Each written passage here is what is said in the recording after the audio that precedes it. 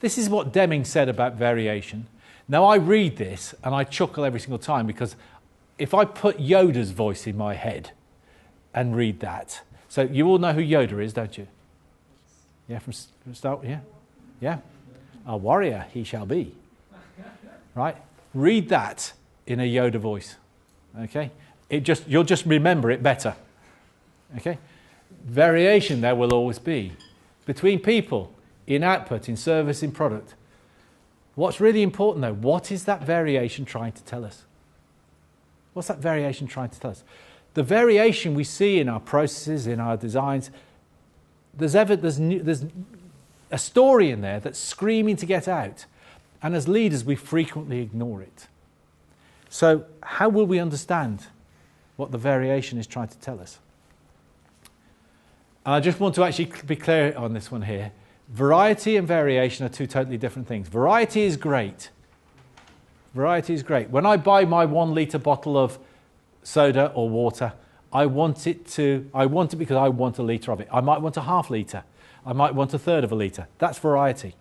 But when I buy my 1 litre bottle, I want it to have 1 litre in it. I don't want more than 1 litre.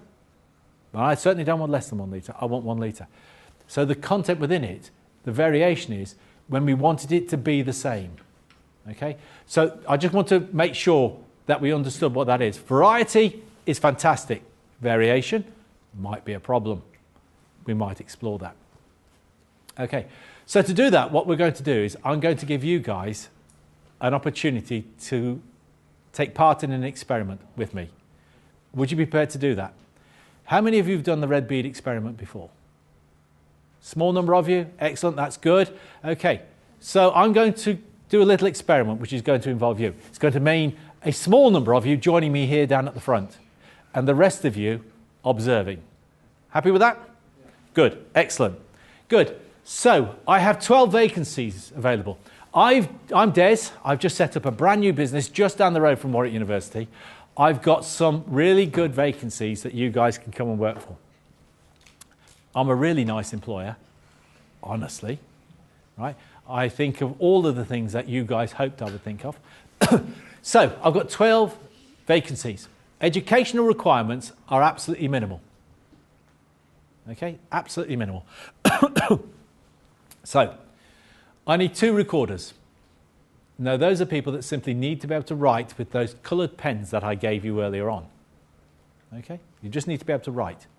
Okay, I need 1 data analyst. Now this is a person that needs to be able to perform simple arithmetic. Very simple arithmetic. It's a bit like adding up and dividing. If you've got your Apple iPhone or your phone with you, you're perfectly entitled to do that. A nice graphic. Right? Okay. I need 1 chief inspector. The only skill that the chief inspector needs to be able to do is to look at 2 figures and be able to compare them and speak in a loud voice. Okay?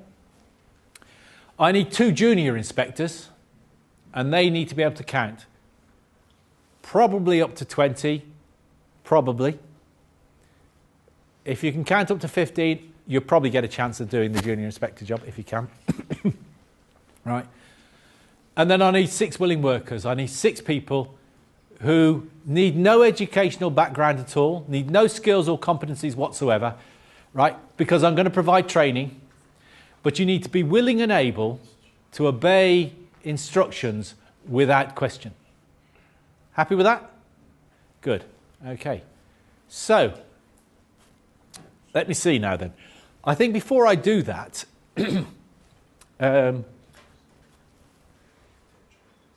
I've got a pre-interview test for candidates within the Red Bead Unlimited. Now, what I'm going to do is I'm going to show you, and I need my phone for this because this is critical. This is absolutely critical. We've used this test for the last 35 years, as far as I'm aware. It's a very simple test. It works out those of you that can be working in the quality department and those of you that can't. Right? There will be some of you in here simply are not of the right characters to work in the quality department, right? You'll have to just be satisfied with being simply willing workers. So I'm going to have to get my stopwatch on this. There we go. Got my stopwatch. I've got my stopwatch here. Brilliant. So in a moment, ladies and gentlemen, what I'm going to do to you is this. I am going to show to you a sentence. Right? Now, unfortunately, it's an English written sentence. And I need you to be able to look and count how many letter F you can see. Happy with that? In a certain text, right? No, it's going to be a sentence, and the sentence will have words in it, and some of those words will be constructed using alpha characteristics, and one of them will be an F. Okay? I want you to tell me how many letter Fs you can see. Because it's a quality inspection, you have a limited amount of time for it. I want you to be able to count them, and don't be influenced by anyone that sat around you, because they probably can't count as well as you. Their eyesight might not be as good as you. I want you to count how many Fs there are and write down the number of Fs you can see on your sheet of paper. Don't show it to the person next to you. And when I ask, I'm going to ask, how many Fs did you see? I'm going to go through the list. I want those of you that counted that number to put it up. We've used this test for a number of years. We now know that people with your academic background need about 12.3 seconds to study the sentence to get the optimal response. Okay? Anything less than 10.3 seconds doesn't work, and anything more is of no value. It's just wasting time because you've lost interest by that time. Okay? Senior managers, senior directors need about 16 seconds. Okay? So I'm going to give you 12.3 seconds. After 12.3 seconds, the screen will go blank. Okay? And then I'm going to ask you the question. How many letter Fs did you see? You okay with that? Excellent. Okay, good. So, 1, 2, 3, go.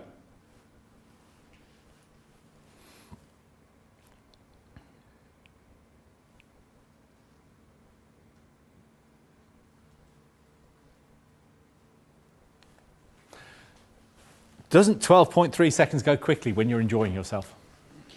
Right, so now then, help me if you will do, please. This is by way of pre-interview, remember. This is for people who are going to work in my quality department. Okay, right, so how many of you saw 1? How many of you saw 2? 2. Excellent, thank you very much indeed. Excellent. How many of you saw 3? Put it up, hold up. Yeah, you've got to hold up the number 3. Okay, excellent. 3. Sorry, keep it up. Sorry, I didn't count them. Hold up, how many 3? 1, 2, 3, 4, 5, 6, 7, 8, 9, 10. 10 of you. Lovely.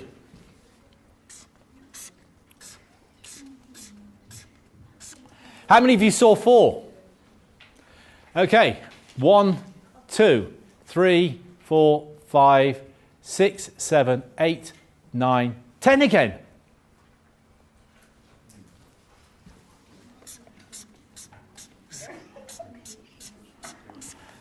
How many of you saw 5?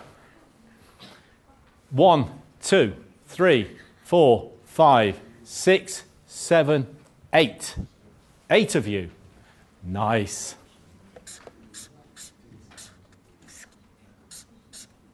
Very good. Very good. How many saw 6? 1. 2? 2 people saw 6. Okay. Okay, how many saw 8? Oh, 7, sorry. You saw 7. 2 saw 7. How many saw 8? You saw 8. Right. Did anyone count any more than 8? It is a joy always to come and work here at the university because it always throws up something quite remarkable. Right. Now then, can I just confirm, you were all watching the same statement, weren't you? But reading at different speeds. Hey? But reading at different speeds. Reading at different speeds. But hang on, that was a test that's been done for the last 35 years. We know that people in your organisation read at a certain speed. But can you just tell me how some people saw 2 and some people saw 8? Right? Okay, now there is a moral in here. I am sat in front of some of the brightest people. Genuinely, you must be in the top 2 or 3% of intellect in this country, and probably the country that you come from if you're not a native of the UK. Right? You are here because you're incredibly bright. Right? And I'm not blowing smoke anywhere for that one. That is the truth. That is why you're here. Right? So remember this when you go and work with your organisations. Let's have a quick look then at the process. Right, let's count them. 1, 2, 3, 4, 5. 5. 5. Where? There. Oh, there. 6. Actually, Could you stand up, sir? The guy that got it right. The guy that got it right. Will you please stand up, sir? Ladies and gentlemen, and the lady up there, please. Lady up there that got it right. Stand up. Please look around, ladies and gentlemen. I'd love to put the camera on you. We can't. Right? Can you please give these 2 wonderful people a round of applause? Excellent. Could you join me down here now, please? You now have just earned yourself the high-ranking job of quality inspector.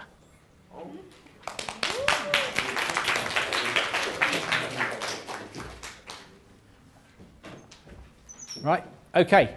Now then, I just want you to actually bear something in mind on that. We had something in the order of 10, 20, 30, 35 people with high intellect doing 100% inspection, right? 100% inspection of the same document. Those letters didn't change around while you were watching it. Right, so 100% inspection, and I have to say I've never seen a result like that before. That's the first time that's ever happened, right? But it just goes to show, 100% inspection, how effective is it? Right? I've got the brightest people from the top 2% of intellect, right? 100% inspection of that sentence to check for a certain characteristic. How effective was it? Clearly not effective. So one of the morals I want you to take away from here is inspection is not a way of proving quality. Right? It is absolutely not. There are lots of stories about how effective 100% inspection is, but I'm not aware of any detailed study that has proven it one way or the other. But what we do know, and I can guarantee to you, from 45 years of working in industry and in commerce, inspection does not work. Yeah, exactly. Like because nobody will disclose that it does not work, so there will be never a study right. which will say. But there's a little scientific study for you, isn't it? Hey. So there's something else in here I can actually tell you now. So the answer is clearly, if you look at that data on there, and I just normalise it and I have a look at it, there's 4.9 Fs in that statement. 4.9. Just work it out, okay? And it's still wrong. Right? Of course it is. What's the value of an average? Yeah? If I look at that there, is the average 6? How many were on the wall? So counting the data and getting an average, what value is it? Not a lot. Not a lot. So how many of you use averages to prove a case? How many? Just a question. Right. When I talk to industry leaders, they use it an awful lot. Right. So that's just a little bit. Can I just thank you for well done? I am very impressed. I am very impressed over there. That's hugely impressive. So I've now got my two. I've got my 2 inspectors, so I'm just going to back up to this one here. Let me back up. Right. So I've got my 2 junior inspectors. Can I have 6 willing workers, please? 6 people who are just prepared to be taught how to do something and follow my instructions. You must approach the box this way. I want you to insert the paddle slowly into the box. and do a very slight adjustment. The red, I'm afraid, are defects. The white are what we want. However, it is what's want. Our customer has given us a tolerance. I've got 1, 2, 3, 4, 5, 6, 7, 8, 9, which is rather surprising because our customer has given us a specification. If in every batch there are 9 or less red beads, the batch is acceptable. Okay? So we know with its raw material you can't get it right every single time. So 9 or less. I want you to pay attention to that, 9 or less. It's not impossible. Right? In fact, I did it the first time.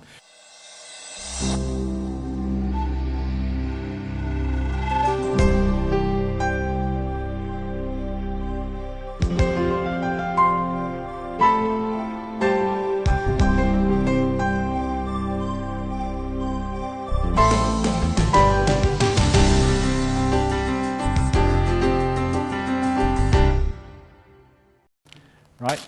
So I had a paddle full of white. How would you know that that is rather surprising? Because there's a number of red beads in this box and a number of white. And I'm taking a fixed sample every single time. So it's pure chance as to the number I'm going to get. Right? But the benefit you guys had, you could see the box and you could see what was going on inside the process. So you understood that this was pure chance. If you couldn't see the box and you didn't know how it was working, what would you know? You'd have to work on data. You'd have to work on data. But is data any good in this circumstance? No. Right? No. Okay. In this one here, the actual surprise would be, this is an individual moving range chart. It's a bit of a very basic statistical tool, but it's almost like the Swiss Army knife for people. So what we've simply done is to plot each of the results that the team had got. So over here, right, I said here, things have got worse. I elected not to comment on that. But if you were to see that graph, what would you be predicting as a manager? It is true, is it not, that that is worse than that? It is true, is it not, that that is worse than that? Because look, I've got a load of worse data points. But how can it have got worse? Because it was pure probability, it was pure chance. But that's because you know it, right? And even though you guys are intelligent, wise individuals, you felt an emotional problem. You wanted to cheat, even though you knew that this whole thing was just chance and almost a game. You felt the need to cheat to please me. That's exactly what happens out in the big wide world in organizations. People will try to achieve what they need to achieve by cheating the process if they have to. And even though they may get the result, they'll feel fantastic one day and they'll feel really bad the next, purely because of chance. This process has the whole process in this one here, all the variation that we saw in those results is coming from common cause variation. There is no way we can assign a reason to it. So we use something called a process performance chart or a control chart to actually tell us what it is. So this is an individual moving range chart. How many of you come across, who's done statistics, individual moving range? Done that? X bar and R? Right? How many have done control charts? Quickly put your hands up. Right. What is the purpose of a control chart? To understand how the process is going. To understand how the process is going. Lowest and highest. Lowest and highest. There is only one purpose for a control chart. Common, special. Sorry? Common versus special. Wow, well done. Full marks. There is only one purpose for a process performance chart cannot control the process. Right? Only your actions as a manager can control the process. Yeah? It's to tell you the difference between common cause variation and assignable cause variation. That's the only purpose for a control chart. And we use a control chart to determine. Now, I was a red bead manager. I was using the data. Look at that process there. That process is free of assignable cause. I'm only going to give you two ideas of what an assignable cause could be. A run of 8 above the line, right? Or one point out of the control limits on either of the charts. And in there, 1, 2, that one doesn't, that's not, so I've not got a run of 8. And I haven't got a run of 8 because the graph will show me. I guarantee you I haven't. It would show me if it had because it puts a big red square on it. Okay, what it's actually seeing is it's sat on the line. It's not actually over the line, so it's sat on the line. It's sat on the line. So a run of 8, either side of the X bar, or one part outside of the control limits, signals assignable cause variation. So if I was to get, right, how many reds are in there now? Well, an awful lot because 1, 2, 3, 4, 5, 6, 7, 8, 9, 10, 11, 12, 13 in 50. That means there's 37. There's 37 red beads there. If I was to put 37 on this little graphic, if I was to go to my data, right, data, what was the figure I said it was? 37. Let me come over here. Sorry, I can't see my screen.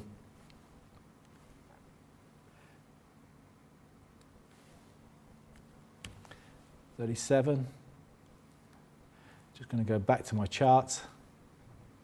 Right, I've now got, if I look at that graphic,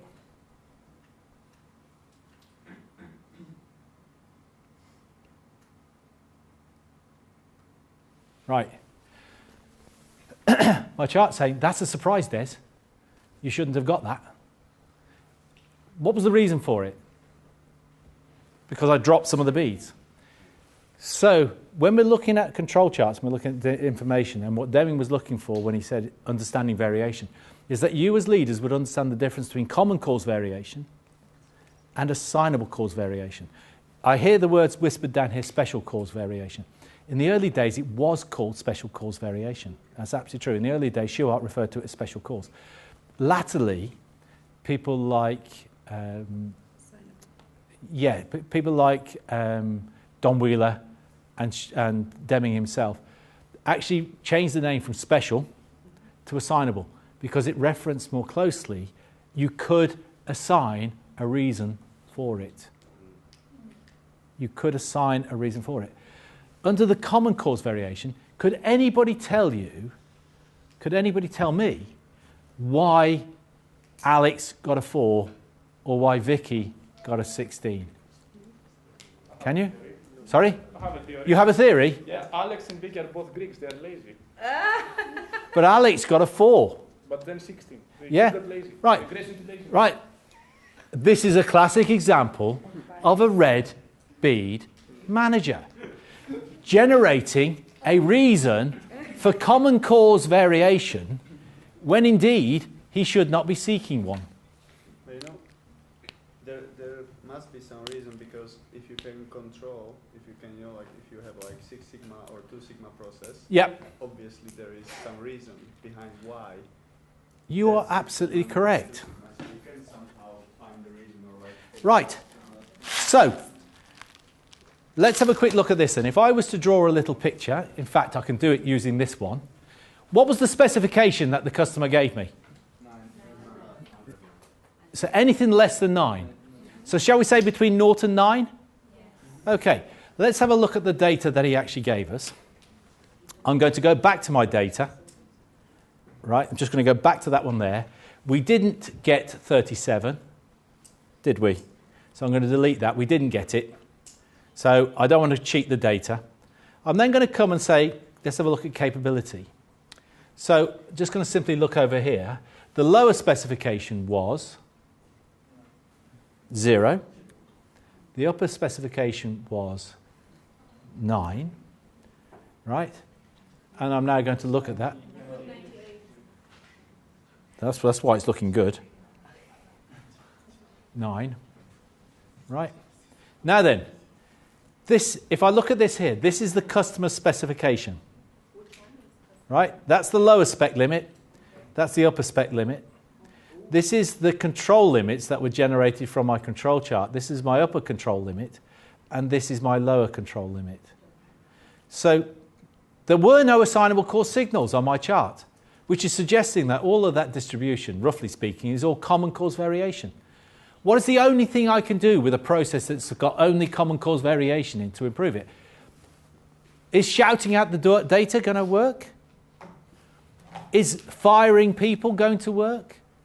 Is running a quality gurus session going to work? No. So if none of these things are going to work, what have you got to do? Perfect answer. Redesign the process. It's the process that's wrong, not the people. So Alex, when you felt good, you really shouldn't have done. And Vicky, when you felt bad, you most certainly shouldn't have done. Because all the variation in that process comes from common cause variation.